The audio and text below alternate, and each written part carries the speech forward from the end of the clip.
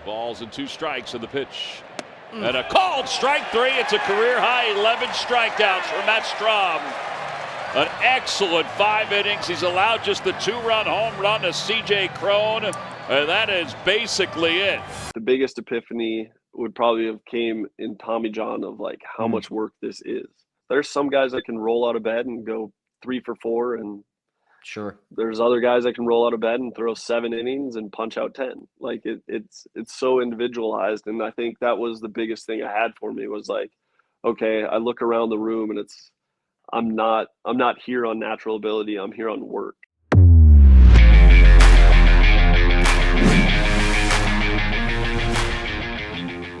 Here we go. We have commenced the Setup Man podcast. This is one of our first 2 interviews that we're releasing at the same time. This is with Matt Strahm. The other one, in case you missed it, World Series MVP Troy Gloss. You're not going to want to miss that one. Go check it out after you listen to Matt Strahm. I got a chance to sit down with Troy in person, Matt over webcam. But Matt is a really cool story, one of adversity, one of overcoming injuries. But before we get into that, remember to subscribe and leave a review. Please, as we get started with this, it is so crucial that we get as much engagement as we can getting started off with a new YouTube channel, with a new podcast. So if you're on a podcast right now, go ahead and leave a 5-star review. If you're on the YouTube channel, please subscribe, hit that notification bell, comment on the video, just get engaged. Tell me what you like about the interview. Tell me what you don't like about the interview. Tell me everything that you remember when it comes to Matt Strahm, or maybe your top Matt Strahm moment. If you're a Phillies fan or a Padres fan or a Red Sox fan, he's played for you. The Royals, he also started with.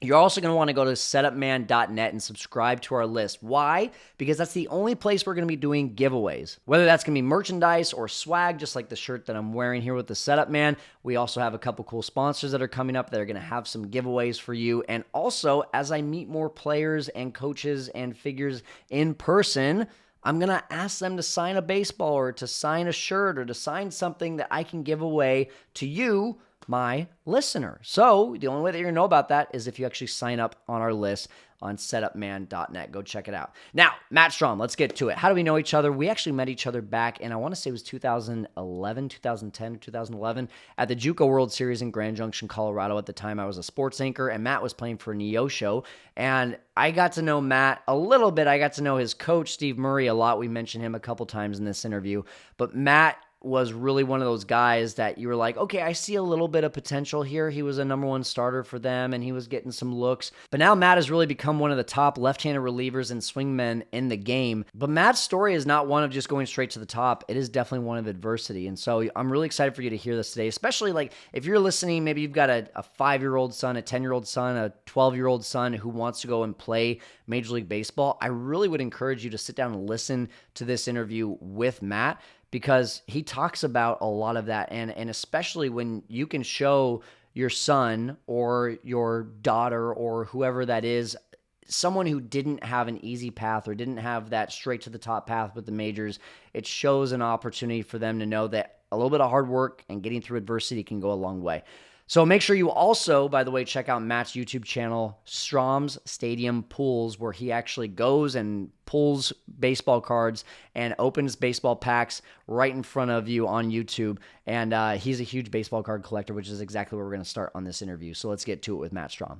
Man, it's good to see you, brother. It's been about 11 years since our days of meeting back in Grand Junction, good old Grand Junction. But now you're with the Phillies, and you're gracious enough to hang out with us while you're in Pittsburgh with your family too. And, you know, one thing that a lot of people may or may not know about you is that, like me, you are a big collector of baseball cards. And I just got to ask you, you've opened up a lot of cards. You got your own YouTube channel with the Strahm Stadium Pools. But what is the best card that you've ever pulled? The best I've ever pulled? So my favorite pull would definitely be the superfractor I hit of Pete Alonso, but nice. My most valuable pull is probably a Bobby Witt Jr. Sapphire Auto numbered to 5. Ooh. Yeah, my brother and I last year, we bought 12 boxes off some guys, and they all arrived at once, and I told him he could pick one and open it, and that was the one he picked and opened it, and I was like, I'm gonna take that one back, and you can have the other 11 boxes, and we'll call it even. So It's awesome. so, yeah. Random question: is your brother still a master with the Rubik's cube? Yes, yeah. You give him that thing, he'll put it together for you. So I he can remember still that do that. when he was with Callie. I remember him doing that in the bus, and my mind just being blown. Yeah, Uh, that's his. He definitely, that's his little. I guess not quite a bar trick, but it's nothing. Not something you'd expect out of the kid, and then he just yeah, gets it done. So that's awesome, man. What do you just really quick before we get into everything? I'm just curious. Were you a card collector before the big wave hit in 2020 and no one had anything to do with their lives, or were you starting right around that time too? So I would say it was after the 2018 season. Okay. My brother was living with me in the off season, and again, my brother is an entrepreneur. He loves to buy things and flip them and do all that, and he kind of got into the rabbit hole with cards doing that in 18 or 19. And one day back when I was coming home from workouts, I stopped at a Target. My wife had a honey-do list for me to pick up, and I stopped, grabbed some things, and I walked by the card aisle, and I was like, let's try a box or two. And it must have been 19, because that box I brought home, I hit a Tatis to 99 out of Topps Chrome rookie card. Oh And I yeah. was like, are you kidding me? And ever since then, I was hooked, and been doing it ever since. But I mean, I collected like all other kids did when I was younger. Kind of got the full sets. I collected local guys like Rick Helling, Darren Erstead, Chris Coast. Nice. And then, it kind of grew. And then once the pandemic hit, it was, I mean, again, too, when I started in the big leagues, I wanted to get like a collection of memorabilia from guys. But after my first year, I had like 4 jerseys, 3 or 4 bats, and like a dozen baseballs signed. And it's like, Wow. this is going to be a pain in the butt to display one day, because it's so much. And it's like, I'm going to need a 10,000 square foot warehouse just to, if I play as long as I want, like I'm going to collect a lot. And then once I got into the cards, I was like, you know what, this would be way easier to just have guys sign cards and collect cards. You can put them in binders and have hundreds of cards in a little booklet, and it's way easier to display. And I enjoy the cards, so Yeah. it makes it a lot easier. It's addicting too. You Oh yeah. get that box with 100 cards or more, and you're wondering what in the world's going to come out of there. I remember one time when I was a kid, my mom gave me $40 and said, give it to the card store credit so that you can like buy a pack a day for like the next month. And I went in and I bought one, and I pulled something good, and I was like, yeah, let's just get another. I got home. My mom was like, you spent the full $40? And I was like, I'm sorry, it's addicting. I was like 12 years old. You can't give me that kind of trust. Exactly. I mean, I try collect a box too. So like whatever I open, if I order a case, I'll have like 8 boxes in a case. I'll open 7 of them and try keep one. Yeah. And it's like that one just sits there on the shelf staring at me like, hey, there was nothing in those other 7. That means there's something in me. It's like, should I open it?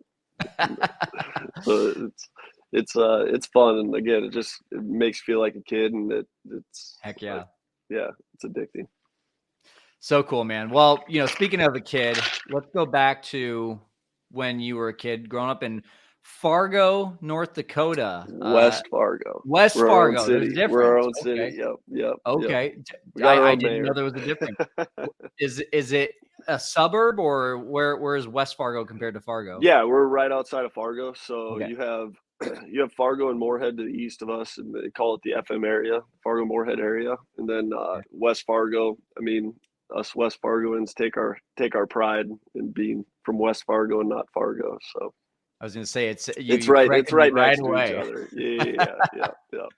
It's like being North Chicago or South Chicago. There's a big difference, right? Yeah. Okay. So playing baseball though, and like I've never been to North Dakota, but I got to imagine one of the coldest places in the world. Like, talk to me about growing up and playing baseball in North Dakota. Yeah, I mean, it was definitely different than what those Southern kids get to experience. I remember my senior year, it was Cinco de Mayo, and we got snowed out. So on May 5th, we got snowed out my senior year. But it's again, I didn't know any different. It's what I grew up in, and a lot of baseball was played inside the gym, and I don't think I ever had a baseball tryout outside. I think all of our tryouts were always inside. And then after you made the team, you spent the next 4 days shoveling the field or pumping the water off the field and trying to get it ready to play. But yeah, it wasn't ideal, but like I said, my dad and mom were always up to drive somewhere to play ball or just take us to the gym and throw us BP and do that. So it was definitely, the odds were against me, but it was a passion and something I dreamed of and stuck with it. So was it a passion and a dream for you and your brother? And were you both kind of each other's number one baseball, teammate or person to ask to play catch, or did you have other guys that you were practicing with? Yeah, no, I mean, my brother and I played a lot of baseball in the front yard. You probably still go see the replaced grass in the batter's box at my parents' house that mom constantly was frustrated with us standing in the same spot hitting baseballs and just making our own batter's box in her front yard. So that was pretty good. But no, I mean, my brother grew up as the bat boy on my team. He's 5 years younger than me, and he's always been able to play at my ability, even when he was 7, 8 years old. So I always had a catch partner. I always had someone to throw BP or, hit ground balls or whatever. So it was nice. And yeah, it was, again, we didn't have much time, so we made the most of it. Cool. High school, I looked this up. I want you to confirm for me. You considered yourself the third best pitcher on your high school team? Yeah. That's crazy. We had a kid by the name of Tanner Dahl. He was a year younger than me, and he was always good ever since he was 11 years old. He was one of the better pitchers in the state for West Fargo. He was, again, a year under me, and then we had Bryce Jorgensen and Jacob Kiefer, who both threw really hard. They just, really hard for North Dakota, I should say.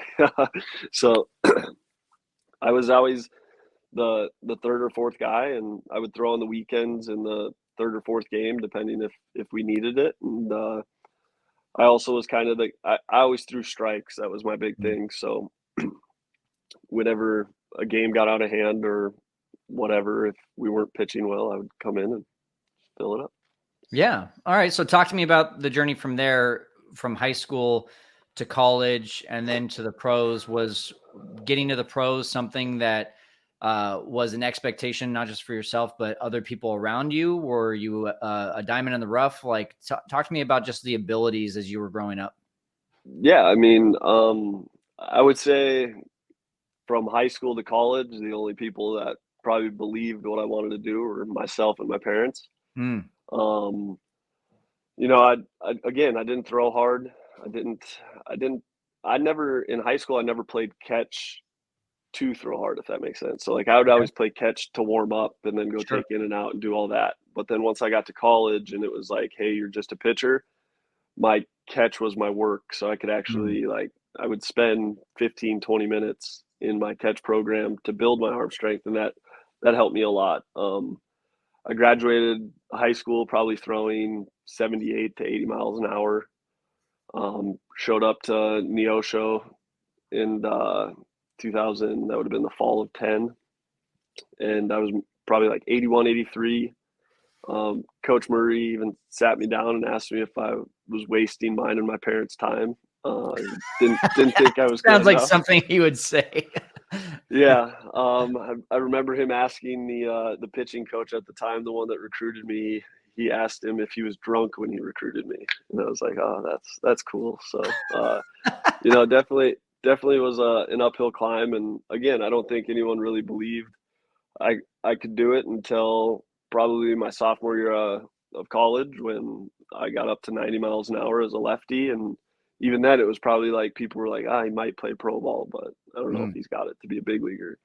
And it was, again, even the injuries that I've had, like, they were a little blessing in disguise with my development. I didn't throw much. Obviously, growing up in North Dakota, I didn't throw much every year.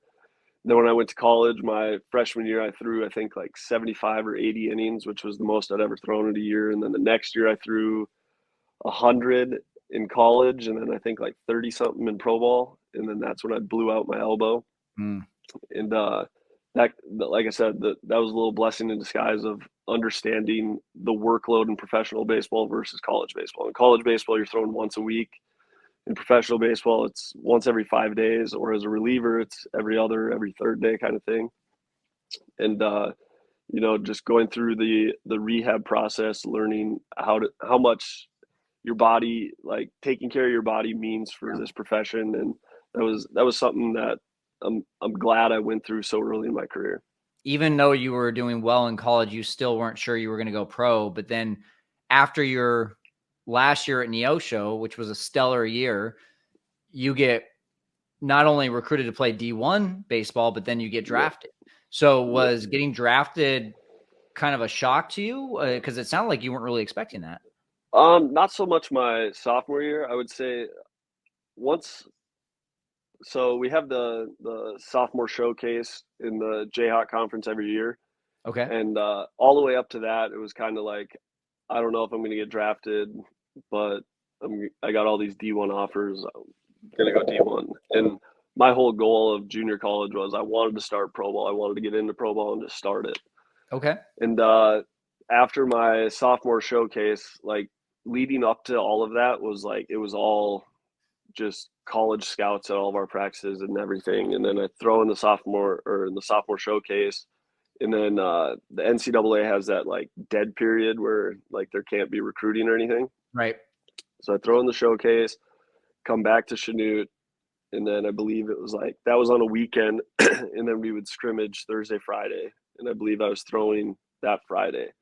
And when I showed up that Friday, so I actually had a test that day, Friday morning, and I stayed up all Thursday night studying for it because I was like, in my head, I was like, it's the dead week. There will be no scouts here. Like it is what it is. Like I can throw dead tired tomorrow. It is what it is. I need to get a good grade on this test. So I stayed up all night studying for the test, rolled right into my test at 8 a.m., went back to the dorm after my test and took a little nap. And then I wake up and I'm like, all right, I got to pitch in like an hour. So I wake up and I drive to the stadium.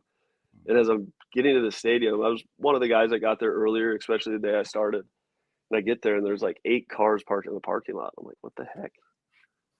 And I get down into the dugout and Coach Murray's there with a big grin on his face. And he's like, hey, you're going to make us some money today. And I'm like, what? And he's like, yeah, I got eight pro scouts here. I'm like, what? You're working off an hour of sleep, basically. Yeah, I went straight panic mode and got into my routine, and I ended up pitching really well. Nice. Again, it was just an inner squad, but I mean, my velo was up there and everything went good. And after that day, it was kind of like, okay, I got a really good shot of being drafted and seeing what happens. And then that was when Major League Baseball changed their whole draft process to the slots and all this, and nobody knew what was going to happen. I had scouts telling me, oh, if this was last year, you'd be drafted here and get X amount, but now you're only going to get a fifth of that because of all the slots and all this. And at the time, I was like, I don't care. I just want the chance and I want to go play. And Kansas City Royals gave it to me. So you get drafted, but you also got recruited to D1 for Nebraska. It sounds like it wasn't much of a decision. I feel like a lot of athletes at that point, especially I think it was the 21st round, are kind of weighing like, do I go for another year and maybe try to increase my draft stock? But you were like, let's just go. Yeah, no. So yeah, the whole recruiting process of Division I was wild for me. Oklahoma was my dream school since I was 10. I mean, my childhood room was painted crimson and cream, had a big OU flag in it. And I received a scholarship from them, but the coach that recruited me there about 2 weeks before signing national signing day, he took a new job at Texas Tech, Coach Tadlock, and that kind of threw a wrench in things for me. And I was like, well, really don't want to go there without knowing what pitching coach is going to be there, blah, blah, blah. So then it came down to Mississippi State or Oklahoma State for me. And those were going to be one of the two decisions. And between my parents and I chose Mississippi State. The very next day, Nebraska announced Darren Erstead as their head coach. Oh, nice. Darren Erstead is a North Dakota native, my childhood hero, and he gave me a call and offered me a full ride, and made it pretty easy to say going to Nebraska. So that was that. Yeah, but you still didn't go to Nebraska. You ended up going to the draft. So was that tough to turn down your childhood hero? Yeah, that was an interesting phone call for sure. Tell me about that. He definitely, yeah. So I was one of the first guys he recruited, obviously, in his job, and going into the draft, I had told him I had X amount of dollars I wanted, and that's what it was going to take for me to not go to Nebraska. And then I told him a dollar amount in a round. I was like, they told me they're going to take me in the 15th round and give me X amount of dollars, and if they do that, I'm going. He's like, all right. And then after the 15th round, they didn't take me, and I think it was like in the 18th or 19th, he called me, and I was furious with the Royals at the time because it was like 4 rounds have gone by when you said you're going to draft me and you hadn't. And then Erstead called me, and I was like, yeah, it is what it is. I'm coming to school, whatever. And then those later rounds are only like a minute and a half apiece. And then it couldn't have been like 6 minutes later, the Royals drafted me in the 21st and ended up giving me the money that we agreed upon. And so I was like, dang, I got to call this guy back and tell him I'm not coming. So it was a whirlwind of 10 minutes, but in the end, looking back, I'm glad I did what I did, and it worked out. How did he react? Yeah, like I said, he was a little furious. He was a little mad at first, but it was pretty funny. About 5 years later, it was Nebraska night at the K, and Darren Erstead came and threw out the first pitch, and that was the first time I'd spoken to him since the phone call, and shook my hand. He goes, "Hey, just so you know, you'd have been here a year earlier if you'd have came to Nebraska." Just laughed. So just a little jab to stick it to you. Yeah. So well, though, I look at your journey there, and you have Tommy John the year after you get drafted. So correct me if I'm wrong, but that's almost like, hey, I'm glad I went to draft, because had you had to go through Tommy John and back to college, I don't know. I mean, I kind of think of some scouts would probably have been like, can this guy actually make a full recovery? 100%. Yeah, I would have probably ended up going back for my senior year and being a senior sign if everything would have happened that way. But again, that's another blessing in disguise of signing and just going right into it. I didn't throw much for the Royals before I needed that, so they really didn't have a look at me. And then once I came back from Tommy John, I was a completely different pitcher. What do you mean? What was the difference? I mean, I went from 91, 93 mile an hour lefty to 95 to 98. Wow. A lot of guys will say like, "Oh, I had Tommy John and I started throwing harder." It's like when I said earlier, I learned a lot about myself in the rehab process and about the game of baseball and how much it takes for your body to be ready to do this. And that's where I had 16 months to figure out my body. It was the best shape I've been in and strongest I've ever been. And like I said, learned a lot, and it definitely benefited me. So describe that process of going through Tommy John and the recovery, because just like you said, especially a lot of fans that hear about guys going through Tommy John, it's almost like today they expect someone to come back stronger. Is it because of the surgery? Is it because of the routine? Walk me through that process. Yeah, I mean, the science behind the surgery obviously states that like your UCL, once they reconstruct it, is 3 times stronger than what you originally had. So people look at that and like, oh, you're automatically going to throw harder. Well, just because your ligaments or tendons can take more doesn't mean your body is able to produce what it takes to do more, if that makes sense. So it's definitely all the exercises and rehab that you go through. It's a ton. The amount of throwing you do in the rehab process of Tommy John is like, you got to think you have a brand new ligament in there and you have to stress it and do all that stuff to get it back to what you were. So I have a brand new ligament. I'm 24 years old. I've been throwing on the other one for 24 years, stretching it out, doing what I need. And it's like all this throwing. That's the most throwing I've ever done in a year was definitely my rehab throwing program. So just the amount of throwing, the amount of exercises you do, I just think it's inevitable that most guys are going to come back throwing harder, especially the guys that are in like the low to mid 90s. Obviously, you have guys throwing 100. It's hard to come back throwing 102, but it was a great learning process. And I learned so much about my body and pitching mechanics that I had no idea what I was doing before, and it was good for me. So when you came back and you were stronger, were you getting the fast track to the majors from there, or was it still kind of a longer road? Yeah, so it was definitely a longer road. Most guys take 12 to 14 months with their first Tommy John to come back. I was 16 months. I had a couple setbacks in my rehab process, and it took me 16 months. Again, the timing of my surgery actually was to my benefit with the Rule 5 draft and all that. By the time I came back, I had 1 year that I pitched a full year, and then the team had to make a decision on me whether they wanted to protect me or not. And again, I was a lefty that was throwing 97. So in the minor leagues back then, that wasn't very normal or usual. Sure. And so it was, like I said, again, another blessing in disguise, the timing of my surgery and my rehab, that after I pitched that one full year, that's really all the Royals had to look at me was what they drafted. And then I rehabbed all the way up until the year I pitched. And then it was like, hey, it's time to make a decision on this kid. And they ended up protecting me. And from there, I would say it wasn't really a fast track. It was just I was set up real well to make my debut, being on the roster, being left-handed. It kind of all just went my way. Walk me through the debut, call up and debut on the same day. What do you remember about that day? So the call up was weird. So the night before I was in AA, I pitched out of the bullpen. They had just moved me to the bullpen probably like 3 weeks before because of my inning limit. I would again come the first full year off Tommy John. I didn't start. I was kind of like a piggyback guy out of the bullpen.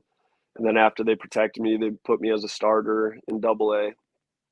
Reached my inning limits, got moved to the bullpen. It was probably like my fifth or sixth outing out of the bullpen in AA. After the game, I get called in the manager's office, and he's like, hey, calling you up to AAA. Tomorrow morning, the clubby will come get you. We were in Springfield. And he's like, clubby will come get you in Springfield. He'll drive you back to Springdale. You can grab your stuff in your locker, get your car, and drive up to Omaha. I was like, all right. So the next morning I woke up, get in the car with the clubby, and we're driving. It was probably like an hour and 45-minute drive. And we probably got like an hour into it, and Vance Wilson, the AA manager, called me, and he's like, hey, where you at?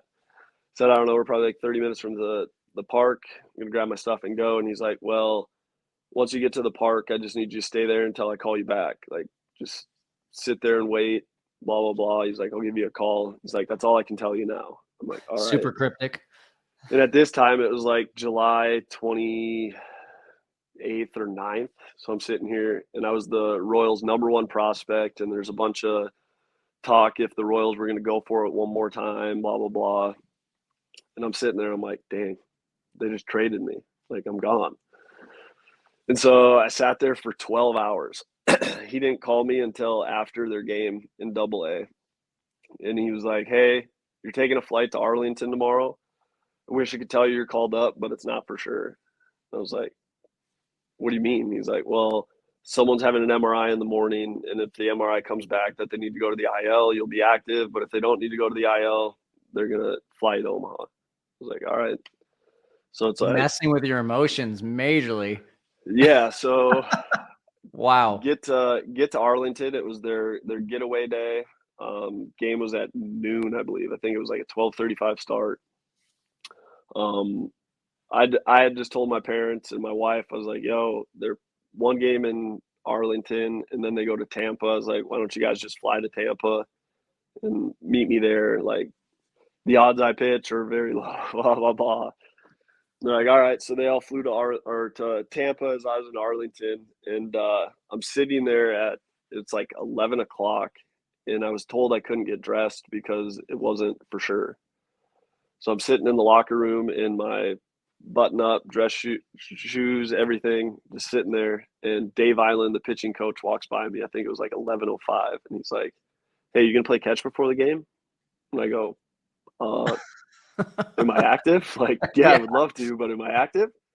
And he's like, "Skip hasn't talked to you yet?" And I was like, "No." Oh And I was gosh. like, and then like he's like, "Hold on." And like a minute later, he comes back. He's like, "Hey, Skip needs to see you."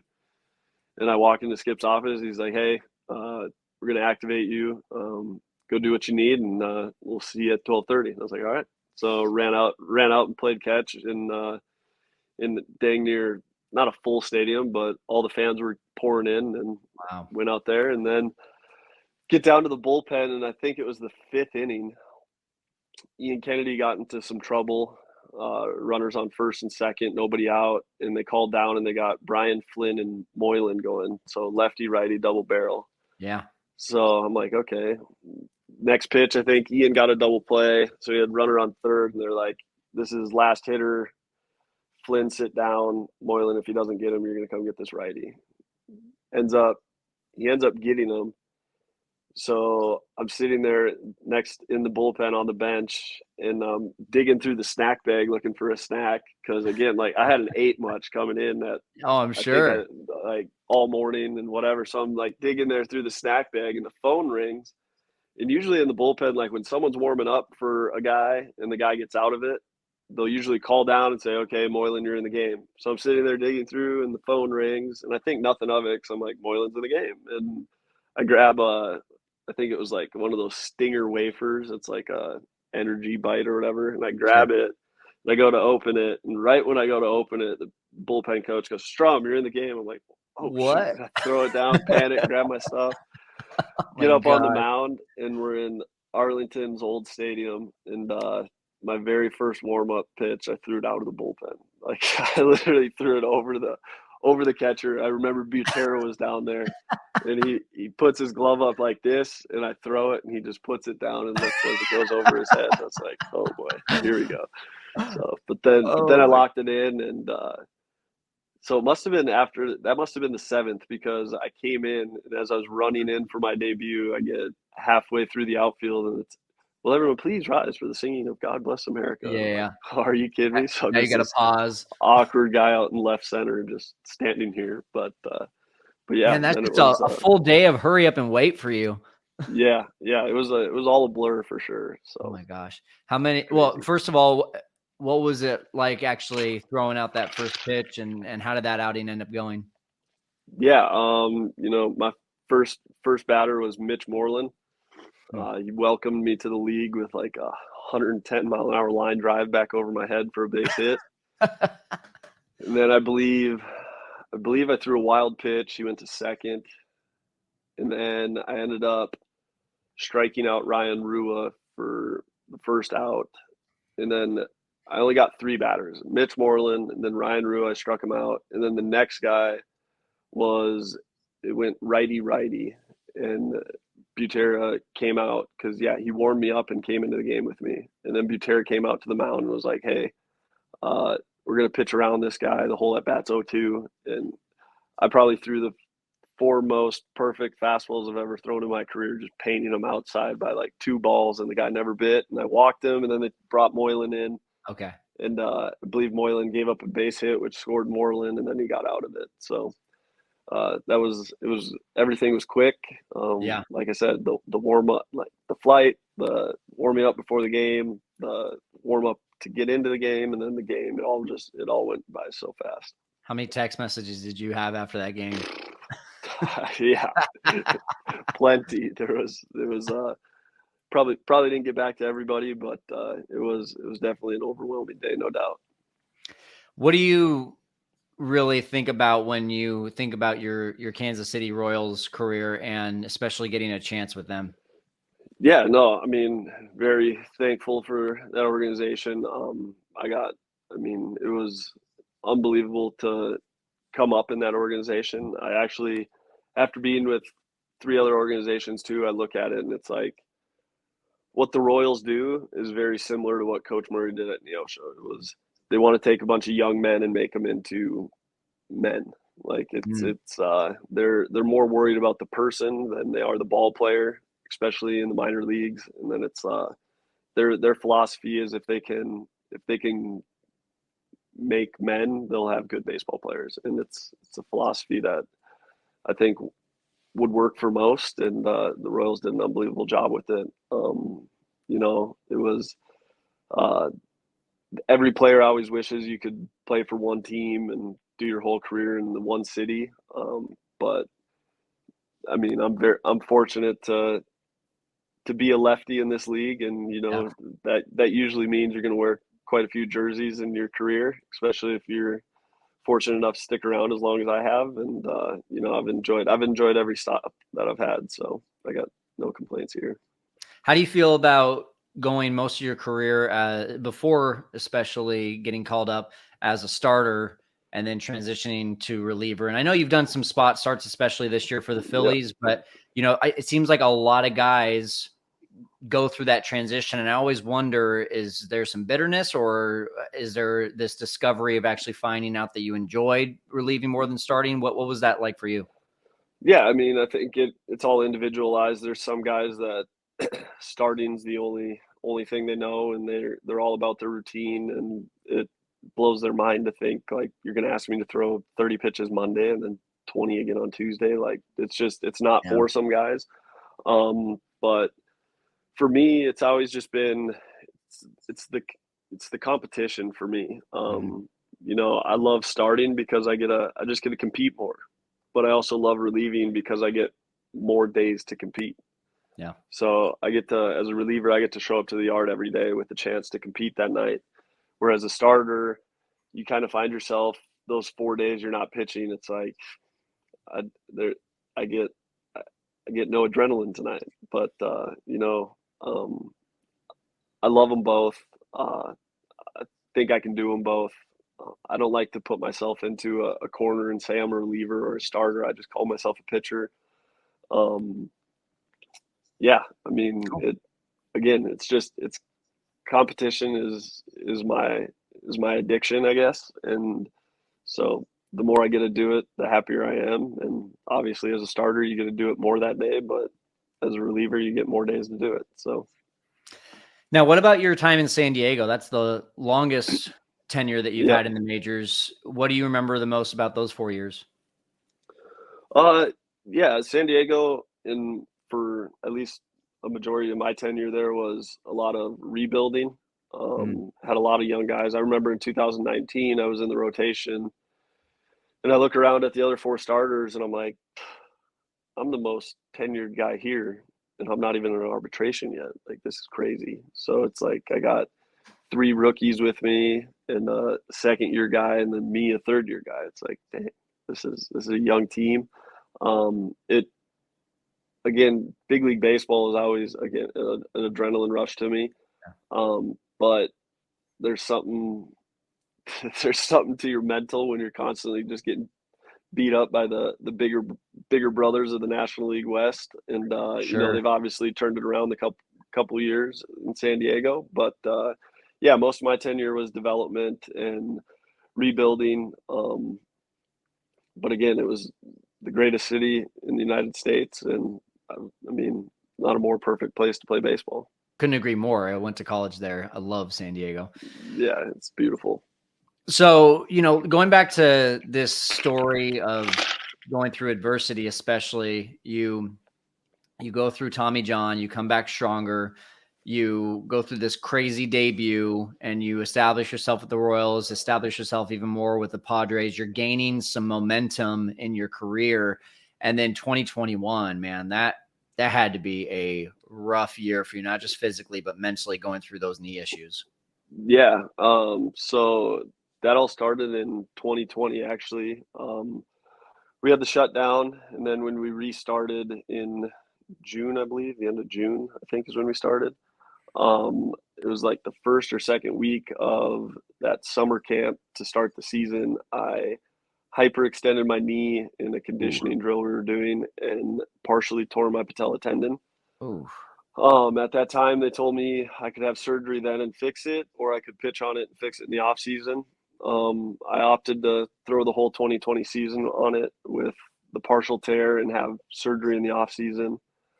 The surgery I had was probably more of like a 9 to 10 month recovery, and my stubborn self thought I could do it in 7 to 8. And in 21, I tried to come back in August, I believe it was, and threw like 4 or 5 innings, and I had a osteophyte grow on my trochlear groove in my knee. So I essentially had a bone spur growing in my knee, and it was in the groove when you straighten your knee. I would get to about 20 or 30 degrees short of straight, and it was just locked. It was like hitting a wall. Like I couldn't straighten my leg. And then I had to have another surgery there in September of 21, and then I got non-tendered by the Padres, rightfully so. I only threw again 4 innings that year prior, and that was right before the lockout too. So like everyone, it was kind of like unknown what I would be like come spring training. But I have an unbelievable team down in Arizona I work with at Banner, Keith and Keith. They did an unbelievable job with my rehab, and yeah, I came back out of the lockout, threw a bullpen for everybody. Actually hit 98 in my bullpen, which I've never done in my life. And the Boston Red Sox were gracious enough to give me a contract and pitch for them last year. So it all worked out. But yeah, it was definitely a bumpy road there for a while until we figured things out. Talk to me more about the mental side of that 2021 season and how difficult that was to be sidelined. It's so weird in the business of baseball, like the individual part of it, and then the team aspect of it. When you're not with the team, all that stuff. It's just for my mental, it's almost better to like not like. It was really good that I was in Arizona and rehabbing there versus like being around the game all the time is mentally exhausting when you can't do anything, if that makes sense. So Yeah, for the rehab process, it's like, I don't know, you see guys all the time, and it's the mental part is the hardest part, and you want to be on the field but you can't. And so just trying to find ways to deal with that. Again, baseball cards were kind of a way for me to deal with that in a way. I had those, but yeah, there's nothing that compares to the feeling of competing at the major league level. So I would just say the hardest part of all the rehab was the mental side of not being able to compete. So I'm a big believer that when you're forced to pause, right, and just stop the day-to-day that you've been used to doing for so long, that's when some of the biggest changes in your life happen. For me personally, 2 different times in my life that I think about that. One, when my dad was on his deathbed from bone cancer, and then the other time really just recently when I had my first child. And all work is put aside, right? Because those are 2 major things that happen. And I learned so much about myself when I just got out of being in the day-to-day routine. So when you went through either one of these injuries and rehabs, was there anything major or any, epiphany moments that you had just about learning about yourself?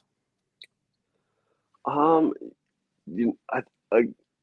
mean, most of it would be like the biggest epiphany would probably have came in Tommy John of like how much work this is.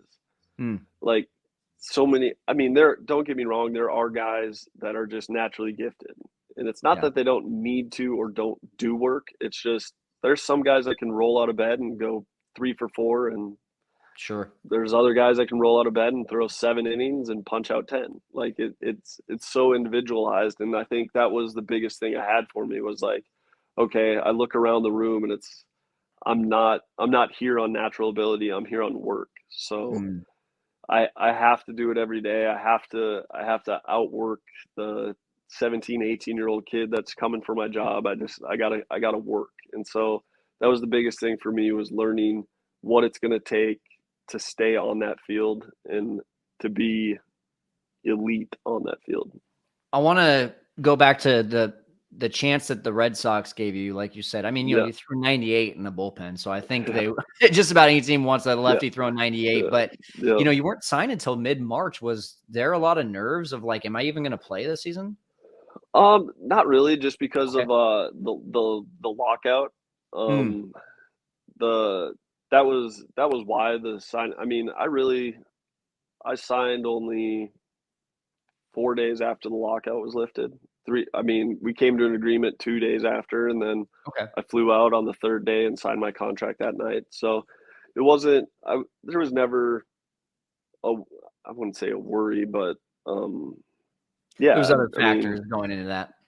Yeah, and I knew where I was rehab wise, where like other teams might have, like, again, they couldn't talk to us all off season or anything, so there might have been some doubts of like where I was in the rehab process. But again, I knew the work I had put in, I knew how I was feeling, and again, all I needed was an opportunity to show what I had, and I mean, I felt like I did that pretty well the day after the lockout. For I think there was 18 or 19 teams there, and it created a bidding war, and it was all history from there.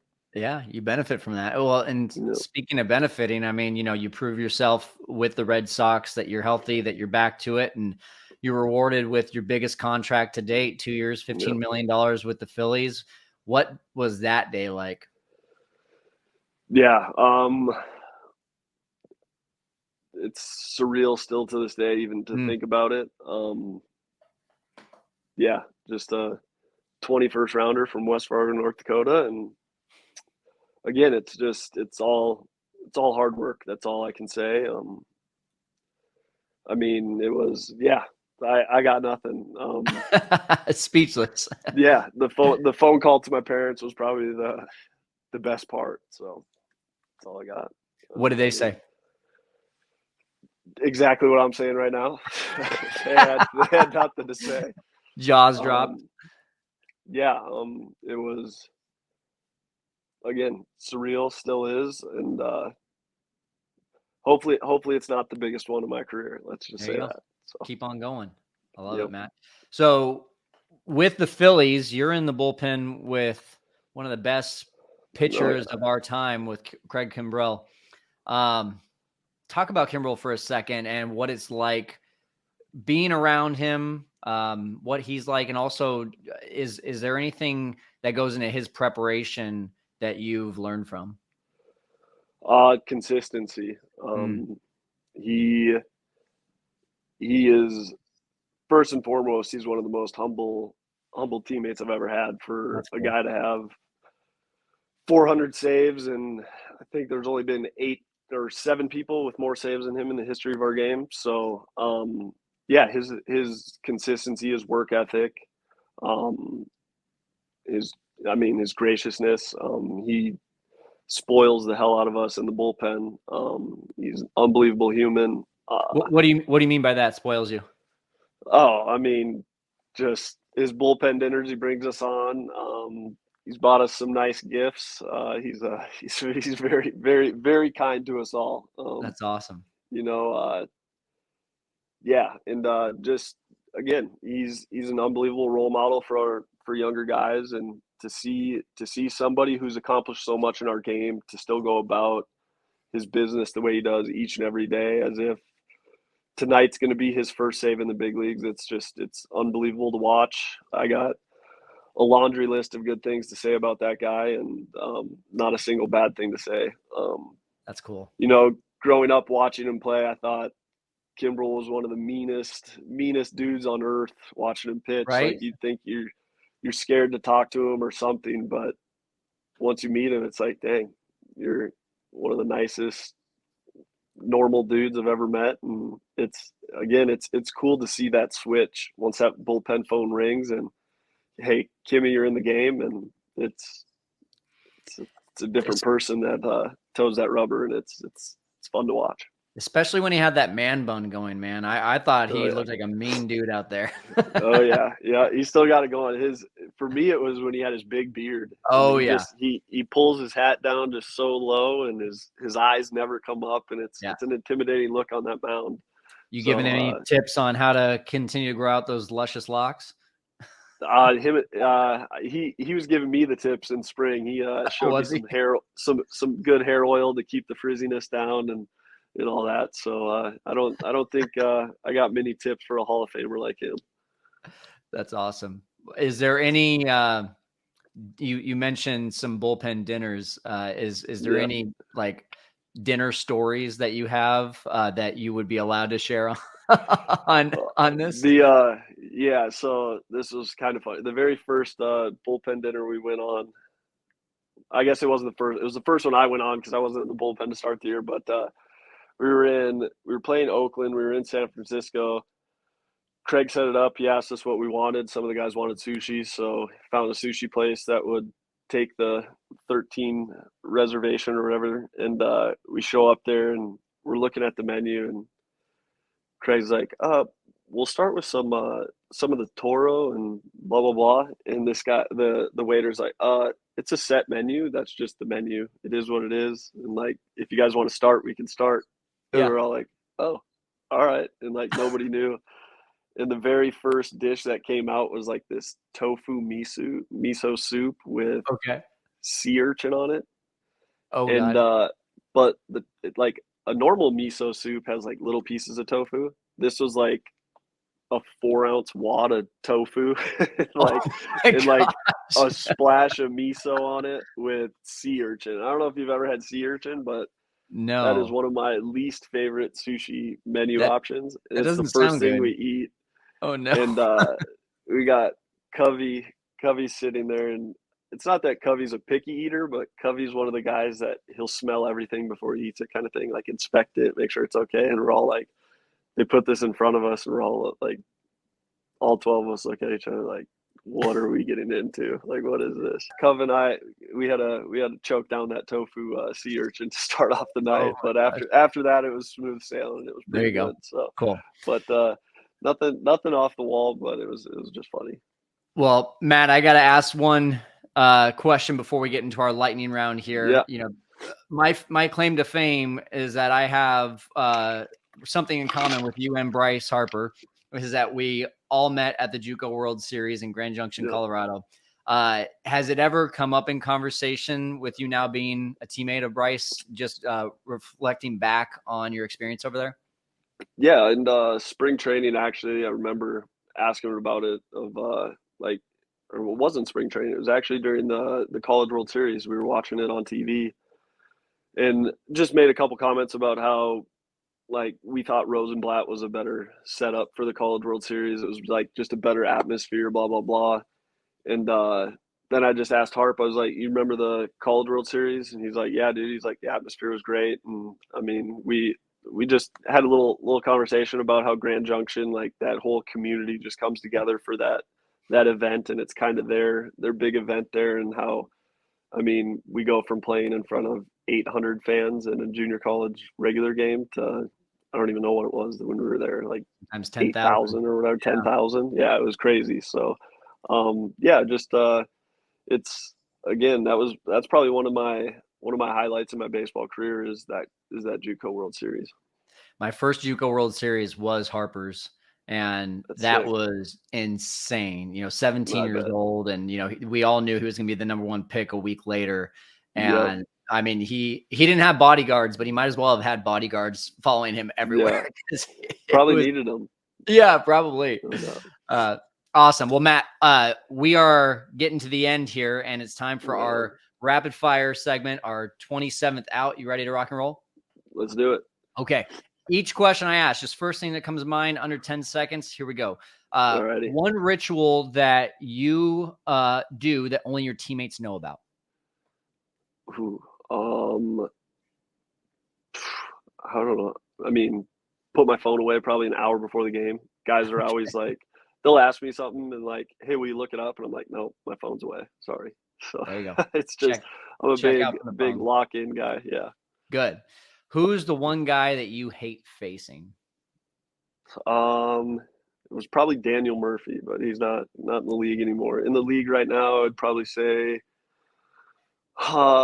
Freddie Freeman's a tough out. Even though he's a lefty, he's an unbelievable hitter, and he's a tough out. Absolutely. Favorite player of all time? Favorite player of all time, Darren Erstad. Love it. How about favorite player now? Favorite And you player can't say yourself. now? Can't say myself. Favorite player now? It's got to be JT Realmuto. I mean, the guy is an unbelievable athlete, catches more games than anyone, and steals bags, and can play an unbelievable round of golf. He's elite athlete. I love it. Is he your favorite teammate of all time, or do you have a favorite teammate of all time? Favorite teammate of all time would definitely be, got to be probably Rich Hill. Nice. He's an unbelievable dude. Eric Hosmer's up there as well.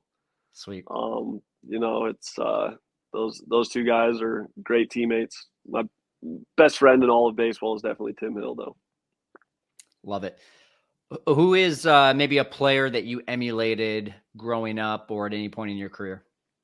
Cliff Lee. Okay, love it. Yep. Do you have a favorite coach? Probably my dad. Very cool. Any reason why? Dad, Yeah. It's pretty cool to be coached by your dad, and yeah, I mean, he's definitely the reason baseball become a passion for me. Very cool. What's your favorite non-home stadium to visit? Non-home stadium to visit. That's two different questions, I guess. The non-home stadium to visit would probably be Petco, but my favorite mound, I guess it's not home anymore, right? So Yeah, works. And then my favorite mound to pitch on is at the Trop. Okay. There's something about that mound that I feel like you could put Babe Ruth in the box and I can get him out.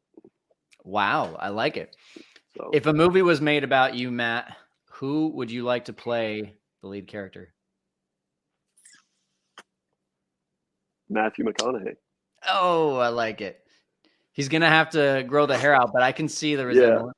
Yeah, you could do it. You could do it. I like it. If any of your teammates were to ask, or if I were to ask any of your teammates just one adjective to describe Matt, what would they say? Ooh, probably like competitive or fiery. Cool. And if you were to go back to 12-year-old Matt, if you had the chance today to do that, what is the one thing that you would tell him?